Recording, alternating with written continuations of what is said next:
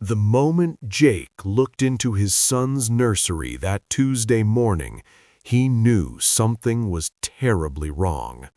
His 8-month-old baby, Oliver, was screaming with an intensity he'd never heard before, and their usually gentle bulldog, Brutus, sat perfectly still in the corner, staring at the child with an expression Jake couldn't quite read.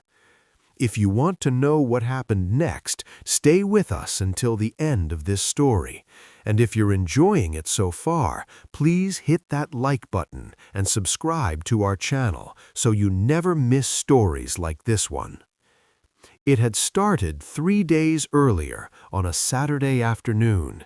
Jake's wife, Emma, had gone to visit her mother for the weekend, leaving Jake alone with Oliver and Brutus for the first time since the baby was born.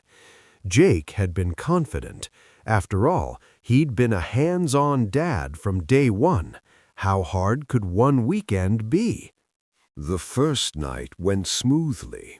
Oliver slept through most of it, and Brutus, their 5-year-old English bulldog, lounged by the crib as he always did, like a wrinkly guardian angel. The dog had been with Jake and Emma since before they were married, and when Oliver arrived, Brutus had taken to the baby immediately, always gentle, always protective. But Sunday morning brought the first sign that something was off. Jake was preparing Oliver's bottle in the kitchen when he heard Brutus bark, not his usual playful bark or his warming bark when someone approached the door.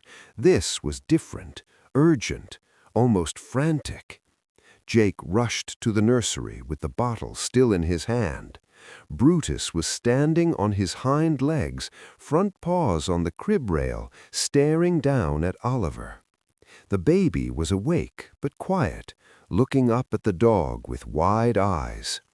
When Brutus saw Jake enter, he immediately dropped down and backed away, but he didn't leave the room. He sat down about 6 feet from the crib, and that's when Jake noticed it. The dog wouldn't take his eyes off Oliver.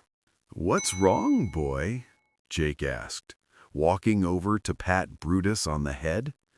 The dog briefly glanced at Jake, then immediately returned his gaze to the baby. Jake checked Oliver, who seemed perfectly fine, smiling and reaching for the bottle. He fed him, changed his diaper, and tried to dismiss the odd behavior. Maybe Brutus had heard a noise outside, or maybe he was just being extra protective with Emma gone. But the staring continued. All through Sunday, whenever Brutus was in the same room as Oliver, the dog would fix his gaze on the baby with an intensity that made Jake increasingly uncomfortable. It wasn't aggressive. There was no growling or teeth showing, but it was persistent and unwavering. And every time Jake moved Oliver to a different room, Brutus would follow and resume his vigil. Sunday night, Jake decided to keep Brutus out of the nursery while Oliver slept.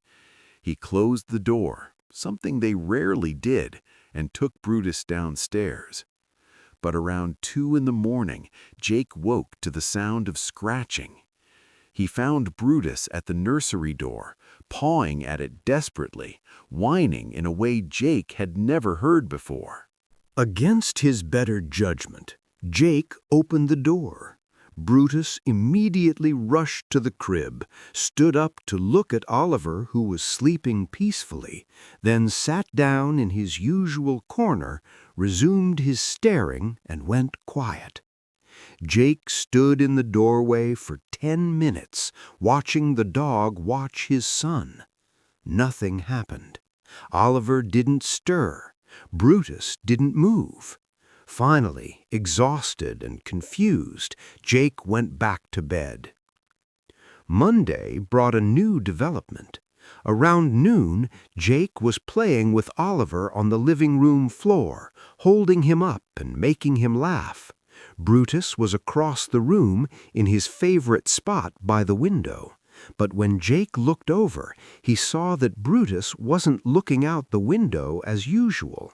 He was staring at Oliver again, and this time something about his posture seemed different, more tense, more alert. Then it happened. Oliver suddenly went quiet mid-laugh. His face scrunched up, and he let out a cry. Not his hungry cry or his tired cry, but something else, something that sent a chill down Jake's spine. And in that exact moment, Brutus stood up and took several steps toward them, still staring at Oliver with that same intense gaze. Before we continue our story, let's take just 5 seconds. If this story is touching your heart, please press the like button, subscribe to the channel, and stay with us because many more beautiful stories are coming. Thank you, my dear friend. Now, let us continue. Jake pulled Oliver close to his chest protectively. "Brutus, stay," he commanded firmly. The dog stopped, but didn't sit. He remained standing, every muscle in his stocky body seeming coiled and ready. Jake carefully stood up with Oliver and backed towards the stairs, keeping his eyes on Brutus. The dog followed, matching his pace, never aggressive, but never stopping that penetrating stare. Jake made it to the nursery and closed the door behind him. He called Emma, trying to keep his voice calm so Oliver wouldn't sense his anxiety, but Emma picked up on it immediately. "What's wrong?" she asked. "It's probably nothing," Jake said, "but Brutus has been acting strange since yesterday. He won't stop staring at Oliver, and I mean really staring, for hours at a time. And just now, when Oliver cried, Brutus started moving towards us in this really intense way." There was a pause on the line. "Has he shown any aggression, any growling or snapping?" "No, nothing like that. But Emma, I've never seen him act like this. It's like he's fixated on the baby." Emma was quiet for a moment. "I'm coming home," she said. "I can be there in 3 hours. Just keep them separated until I get there, okay? And Jake, if Brutus does anything aggressive, anything at all, lock him in the basement." The next 3 hours were among the longest of Jake's life. He kept Oliver in the nursery with the door closed. Brutus remained outside the door, occasionally scratching or whining, but mostly just silent. Jake knew the dog was there, knew he was probably sitting with his eyes fixed on that door, imagining what was on the other side. Jake tried to distract himself by playing with Oliver, but his mind raced with worst-case scenarios. He'd heard stories of family dogs suddenly turning on children for no apparent reason, but Brutus had never shown an aggressive bone in his body. He was the kind of dog who got bullied at the dog park and would just walk away. The kind who'd let the neighbor's cat eat from his bowl without protest. How could this be the same animal? When Emma finally arrived home, Jake met her at the door with Oliver in his arms. Brutus was right there too, but the moment Emma walked in, something shifted. Brutus glanced at her briefly, then immediately looked back at Oliver. But his tail wagged slightly, and some of the tension seemed to ease from his body. "Show me what you mean," Emma said. They went to the living room, and Jake set Oliver down on his playmat. They both watched as Brutus approached slowly and took up his position about 6 feet away. And there it was, that unwavering stare. Emma's expression changed from concern to something else, something Jake couldn't quite identify. "Jake," she said quietly. "I don't think he's being aggressive." "What do you mean? Look at him. He's been doing this for 3 days straight." Emma moved closer to Brutus and knelt beside him, placing her hand on his head. "Brutus, what is it, boy? What are you trying to tell us?" The dog's eyes flickered to her for just a second, then back to Oliver. Emma leaned down and looked at their son from Brutus's angle. Then Oliver made that sound again, the one that had triggered Brutus earlier. It wasn't quite a cry, but it wasn't normal either. Kind of a wheezing, strained quality to it, and this time Emma heard it too. She looked at Jake, and he saw fear flash across her face. "How long has he been making that sound?" "I don't know. I first noticed it today, but maybe—" Emma was already moving, scooping up Oliver and listening closely.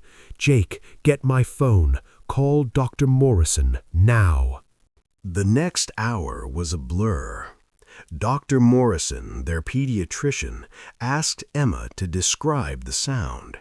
She asked about Oliver's feeding, his sleep, his color, his energy. Then she said words that made Jake's blood run cold. "I need you to bring him to the emergency room right now. Don't wait. Go immediately." Jake drove while Emma sat in the back with Oliver. Brutus, for the first time in 3 days, was calm, still watching through the car window as they pulled away, but no longer frantic. It was as if his job was done, as if he'd successfully sounded the alarm. At the hospital, Oliver was rushed into examination. The doctor listened to his breathing, checked his vitals, and ordered an X-ray. Jake and Emma held hands in the waiting room, both terrified, both trying to stay calm for each other. Finally, Dr. Morrison came out, her face serious. "Oliver has a condition called laryngomalacia," she explained. "It's a softening of the tissues of the larynx above the vocal cords. The soft tissue can collapse into the airway when the child breathes in, partially blocking it. That's the sound you were hearing. In most cases, it's mild, and children outgrow it, but Oliver's case is moderate and was getting worse. If it had gone unnoticed much longer, it could have become dangerous." Jake felt his knees go weak. "But he's going to be okay?" "Yes, with proper monitoring and treatment. Some babies need surgery, but we're hopeful Oliver's will improve on its own with close supervision. You caught it early, which is excellent. Many parents don't notice until the symptoms become severe. What made you bring him in?" Emma and Jake looked at each other. "Our dog," Emma said simply. "Our dog knew something was wrong before we did." That night, after they brought Oliver home with a monitoring plan and strict instructions to watch for any changes, Jake sat on the living room floor with Brutus. The dog was back to his old self, gentle and calm, occasionally glancing at Oliver, but without that intense, urgent stare. "You knew, didn't you?" Jake said, scratching behind Brutus's ears. "You heard something in his breathing that we couldn't hear. You were trying to warn us." Brutus looked up at him with those droopy bulldog eyes, and for just a moment Jake could have sworn the dog understood every word. Over the next few weeks, as they monitored Oliver closely and his condition gradually improved, Jake researched everything he could about dogs detecting medical conditions.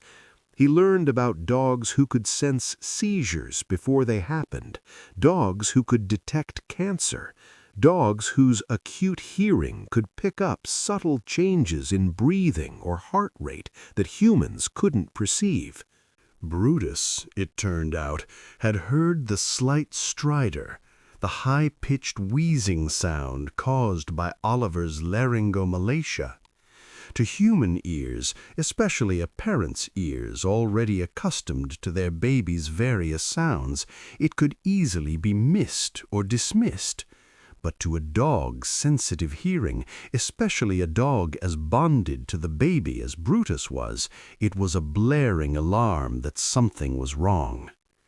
Jake stood in the nursery on that Tuesday morning, the morning that now felt like a lifetime ago, watching Brutus and Oliver. The baby was cooing happily, his breathing clearer than it had been in weeks. Brutus was lying beside the crib, relaxed and content, no longer on high alert. And Jake realized that his initial fear, that moment when he'd thought his family dog might harm his son, couldn't have been more wrong. Brutus hadn't been a threat, he'd been a hero. If this story touched your heart, please hit that like button and subscribe to our channel for more incredible true stories. And we'd love to hear from you in the comments. Have you ever had a pet that seemed to sense something was wrong before you did? Share your stories below. Thanks for watching, and remember, sometimes the most unexpected heroes have 4 legs and a wagging tail.